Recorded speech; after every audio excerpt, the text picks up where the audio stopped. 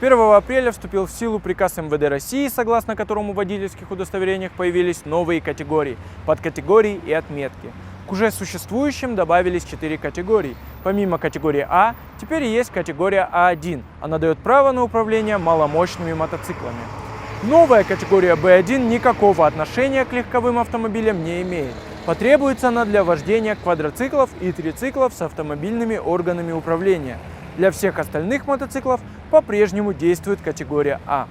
С категорией С1 можно будет управлять грузовыми автомобилями, чья максимальная масса превышает 3,5 тонны, но менее 7,5 тонн.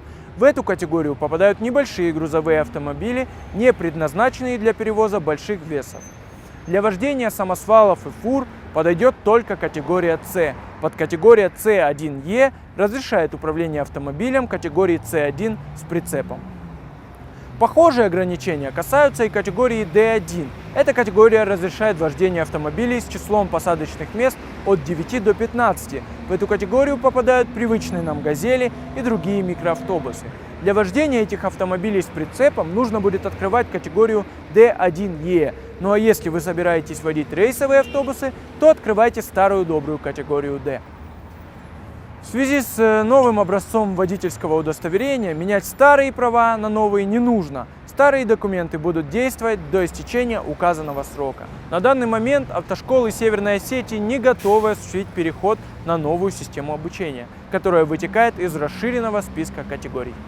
Из-за отсутствия разработанных и утвержденных программ Минтрансом и Минобрнауки совместно, согласованных с ГИБДД, вот из-за отсутствия таких программ нет необходимости пока вот обучать на эти подкатегории. Как только они ведутся, соответственно, возникнет требование. Особое внимание стоит обратить на новую категорию М. Введена она для управления мопедами и скутерами. Раньше водить эти транспортные средства можно было без какого-либо разрешения и даже без ограничения по возрасту. Теперь водителю мопеда должно быть не меньше 16 лет.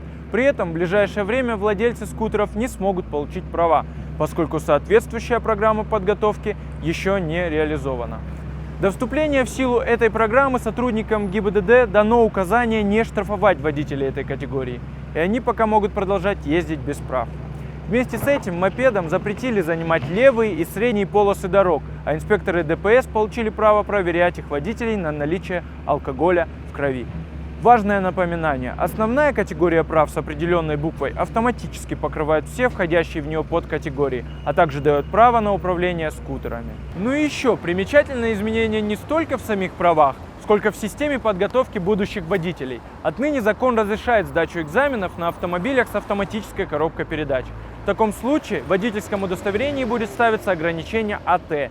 Если в будущем такой водитель захочет пересесть на механику, ему необходимо будет пересдать практический экзамен на автомобиле с ручной коробкой. Иначе водитель автомата будет привлечен к административной ответственности, как не имеющий права управлять автомобилем. Долгое время подобная схема практиковалась в западных странах, заставляя нас порой ухмыляться над неумением иностранцев управлять обычным автомобилем. Однако тенденции развития мирового автомобилестроения таковы, что автоматы понемногу вытесняют механику. Мнения простых водителей относительно данного нововведения сильно различаются. Скажите, пожалуйста, как вы относитесь к тому, что сейчас будут сдавать по разным категориям: коробка-автомат и механика-коробка? Ну, в принципе, какая разница? Ну, для придурков надо какие-то прослабления делать. Ну, нормальный человек сперва научится на механике, на автомате всегда. Там каждый свой выбор. Да, не очень, по-моему, не стоит. Для женщин, да, кто для новичков, а так должны и так, и так. Люди должны знать все, что он чем больше знает, тем больше в дороге понимает. Я считаю, что это правильно. Ожидается, что категории автомобилей с автоматом будут пользоваться большим успехом среди водителей слабого пола. Управлять таким автомобилем намного проще, чего скрывать. Педали 2, удобная коробка передач. Все так, однако удовольствия от вождения будет немного меньше. Артем Балатаев, Тимур Мазаев, Осетия ТВ.